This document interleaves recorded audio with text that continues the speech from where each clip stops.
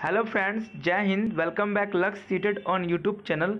आज हम लोग चर्चा करेंगे सीटीपी का चैप्टर 6 के बारे में, जिसका नाम है बाल केंद्रित शिक्षा एवं प्रगतिशील शिक्षा की अवधारणा। इस टॉपिक में हम मुख्य रूप से बालक को केंद्र मानकर बच्चों के बारे में चर्चा करेंगे।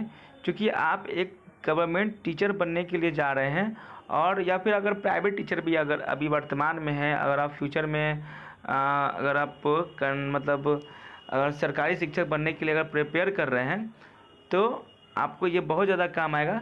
और एक शिक्षक के रूप में मैं ये कहना चाहूँगा कि अगर आप बच्चों को प्राइवेट संस्थान या फिर सरकारी संस्था में पढ़ा रहे हैं, प्रिपरेशन कर रहे हैं और बच्चों को शिक्षा दे रहे हैं, तो बच्चों को आप जब भी पढ़ाएंगे तो बच्चों को बाल केंद्रित बनाकर पढ़ाएंगे। यानी कि आप एक शिक्षक हैं सेकेंडरी, ठीक है, और आपका जो बालक है जिसको आप शिक्षा दे रहे हैं वो हमेशा प्राथमिक रहेगा, वो हमेशा केंद्र में रहेगा। मान लेते हैं कि बच्चा को पढ़ने में मन नहीं लग रहा है और आप पढ़ा रहे हो, ठीक है, बच्चे को आप समझा रहे हो, बच्चा नहीं समझ पा रहा है, बच्चे को आप पढ़ा रहे हो, बच्चे बदमाशी कर रहा हो, बच्चे को किसी भी ढंग से आप पढ़ा रहे हैं लेकिन बच्चा आपका बात नहीं मान रहा है, तो इसका मतलब ये नहीं कि बच्चे को पनिशमेंट करेंगे, ठीक है। ये मेरा बाल केंद्रित शिक्षा नहीं करता। बाल केंद्रित शिक्षा का मतलब ये होता है कि बच्चा कुछ भी करे, ठीक है, बच्चे को अकॉर्डिंग ही आपको पढ़ाना है। बच्चा अगर क्लास में खेल रहा है तो बच्चे को आपको खेल खेल में ही बच्चों को पढ़ाना पड़ेगा, ठीक है, जिससे कि बच्चे को वो चीज़ समझ में आ सके। और बच्चा जब हमारा किसी चीज़ को याद कर रहा होता है और उसे याद नहीं होता है, या फिर बच्चे को आप पढ़ने के लिए बोल रहे हैं तो उसे बहुत ज़्यादा परेशानियां का सामना करना पड़ रहा है, तो आपको बच्चे के अकॉर्डिंग आपको उससे अवगत होना होगा। बच्चों से आपको कंसल्टेशन कराना पड़ेगा कि बच्चा में क्या ऐसा त्रुटि है, बच्चे में क्या ऐसी कमियां आ रही हैं जो बच्चे हमारे बात को नहीं समझ पा रहा है। तो बच्चे से आप रूबरू होंगे, बच्चे को वो बच्चे के साथ आप अपने बातों को शेयर करेंगे, उनके पेरेंट्स से शेयर करेंगे कि बच्चे के बारे में आप जानने की कोशिश करेंगे कि बच्चा घर में क्या करता है, कैसे पढ़ता है। फिर उसके अकॉर्डिंग आप जब बच्चों को स्कूल में पढ़ाएंगे, बच्चा आपकी बात को नहीं समझ रहा है तो आप बच्चे के मतलब एक्टिविटी को समझने की कोशिश करेंगे और बच्चा क्या चाहता है, ठीक है, आप उसे फुलफ़िल करने की कोशिश करेंगे। तब जाके आपका बच्चा जो है, आप जब पढ़ाएंगे तो बच्चे आपकी पढ़ाई को समझेंगे। ना कि बच्चे अगर कुछ भी करे तो बच्चे को आप मारेंगे। ये एनसीटीसी नहीं कहती है। बच्चे को अभी जो पढ़ाने का समय है वो बाल केंद्रित शिक्षा है। और हमेशा आप याद रखिए कि बच्चे को पढ़ाने के लिए आपको भी बच्चा बनना पड़ेगा, तभी बच्चा सीख सकता है, ठीक है। आई होप कि आपको ये समझ में आ रहा होगा। मतलब बच्चों के अनुसार आपको विद्यालय में पढ़ाना है, आप अपने अनुसार नहीं पढ़ाएंगे बच्चे को। बच्चा जिस अकॉर्डिंग समझ जाए, ठीक है, बच्चे को पढ़ाना है। पहले क्या होता था कि बच्चे को पढ़ाने के लिए बच्चा जब नहीं मानता था बच्चे को मारा जाता था, बच्चे को पनिशमेंट किया जाता था। तो अब बच्चे को उस तरह से नहीं सिखा सकते हैं आप, ठीक है, क्योंकि बच्चे के लिए आप शिक्षक हो, तो बच्चे को कैसे सिखाना है ये आपकी पूर्ण जिम्मेवारी है। इसलिए बच्चा आपका हमेशा केंद्र में है, बाल केंद्रित शिक्षा है।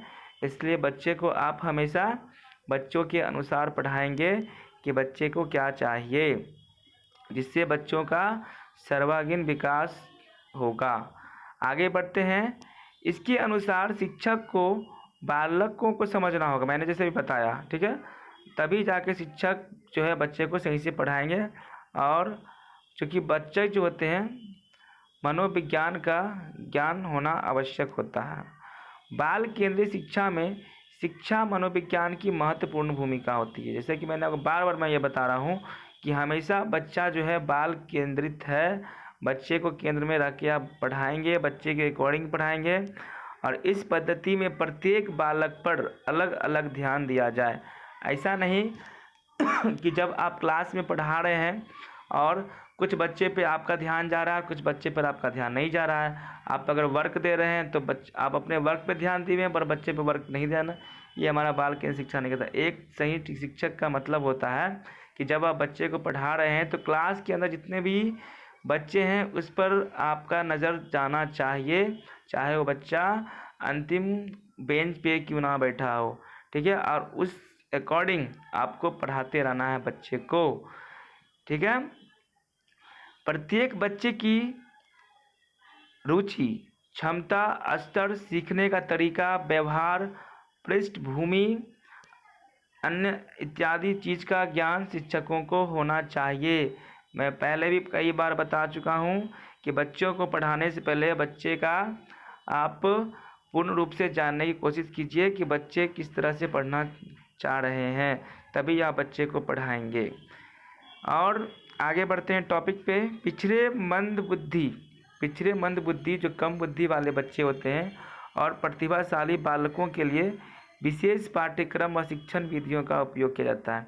अगर कुछ मंद बुद्धि वाले बच्चे हैं तो ऐसा नहीं है कि जो मंद बुद्धि वाला बच्चा है हम उसको छोड़ देंगे, ठीक है।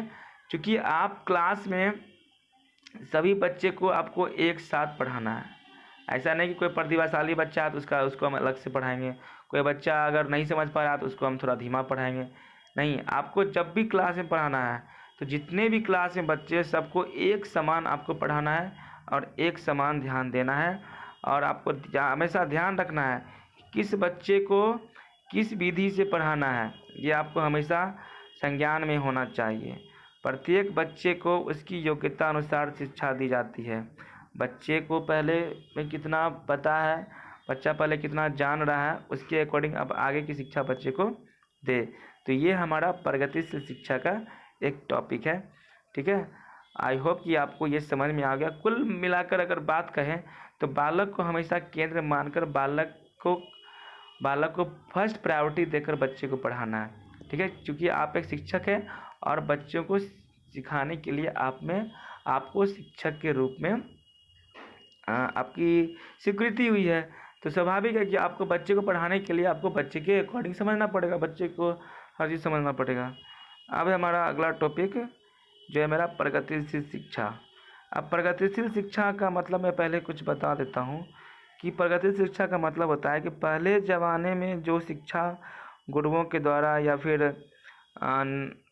मतलब स्कूलों के द्वारा जो बच्चों को शिक्षा दी जाती थी उस वक्त आधुनिकीकरण शिक्षा में नहीं था, तो लोग बोर्ड का भी यूज नहीं करते थे। तो पहले के जो परीक्षा मतलब पहले का जो पढ़ाई होता था वो बिल्कुल ओरली होता था, बच्चों को सिर्फ मुंह से बोलकर बच्चों को सिखाया जाता था, उसका कोई लिखित प्रमाण नहीं होता था क्योंकि बोर्ड वगैरह तो था नहीं, ठीक है।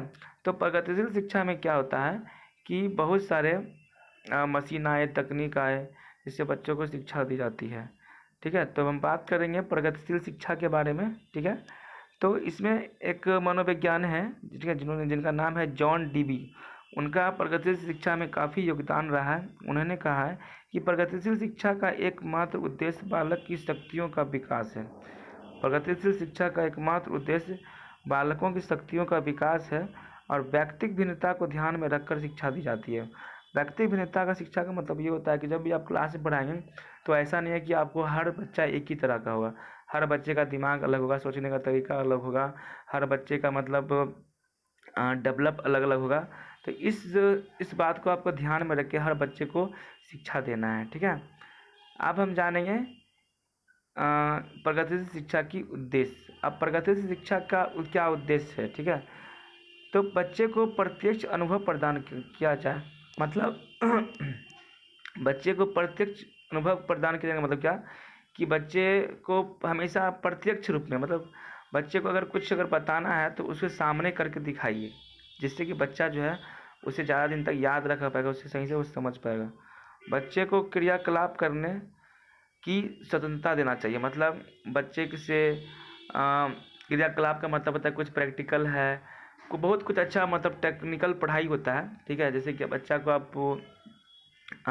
क्लास 1 में बच्चे को अगर आप पर्यावरण के बारे में बता रहे हैं कि पेड़ कैसे बड़ा होता है, ठीक है, वाटर साइकिल के बारे में बताइएगा, लाइफ साइकिल के बारे में बताइए, तो उसको प्रैक्टिकल में बताइए, ठीक है। समझ में आ रहा है आपको मतलब बच्चे को बिल्कुल समझ में आना चाहिए, ठीक है। तो मतलब बच्चे को करके सीखना है, ठीक है। मतलब बच्चा को पहले हम जैसे मैंने बताया कि पहले बच्चों को ओरली बताया जाता था, अभी बच्चा को करके सीखना है, खुद से करके सीखना है, ठीक है। अब है सामूहिक क्रियाकलाप में सक्रिय सहभागिता का निर्वाह करें। सामूहिक क्रियाकलाप मतलब कि बच्चों को एक झुंड में बताएं, ठीक है, जिससे बच्चा अच्छे से समझेंगे। असहकारिता का निर्वाह का मतलब होता है कि बच्चे जब करके सीखेंगे तो उसमें अपनी सक्रिय सहभागिता, मतलब बच्चा जब कुछ भी कर रहा है तो आप बच्चों की मदद करें, ठीक है। समय सारणी, बैठने की व्यवस्था, शिक्षण पद्धतियाँ में लचीलापन हो। ऐसा नहीं कि एकदम टाइट होना चाहिए कि बच्चा अगर टाइम से नहीं आया तो बच्चे को हम पीट दिए, बच्चे को पनिशमेंट कर दिए, ठीक है। स्कूल में बैठने की व्यवस्था अच्छी होना चाहिए। शिक्षण पद्धतियाँ का मतलब होता है कि बच्चे, कोई अंधा है, कोई बहरा है, कोई विकलांग है, तो उसके सुविधा के अनुसार जो है बच्चों को शिक्षा दें, ठीक है, जिससे बच्चों को परेशानी का सामना ना करना पड़े, ठीक है। आगे बढ़ते हैं। विद्यार्थियों को स्वयं ही सामाजिक समस्याओं का सुलझाने में सक्षम बनाना, मतलब विद्यार्थियों को अगर कोई परेशानी आ गई है तो उससे सुलझने के लिए, ठीक है, उसे सक्षम बनाना है विद्यार्थियों को, ठीक है, जिससे विद्यार्थी से किसी भी समाज के अंदर कहीं भी अगर कुछ होता है तो वो उस चीज़ को वो अपने से उसका निर्वाह कर सके, उसका हल निकाल सके, ठीक है। अब है मेरा बालकों के मनोविज्ञान को समझना, मतलब बालकों के मनोविज्ञान को समझना क्या है कि बालक क्या करना चाहता है, ठीक है, बालक फ्यूचर में क्या करना चाहता है, या फिर अगर कुछ करना चाह रहा है तो बालक क्या करना चाह रहा है, उसकी क्या सोच है।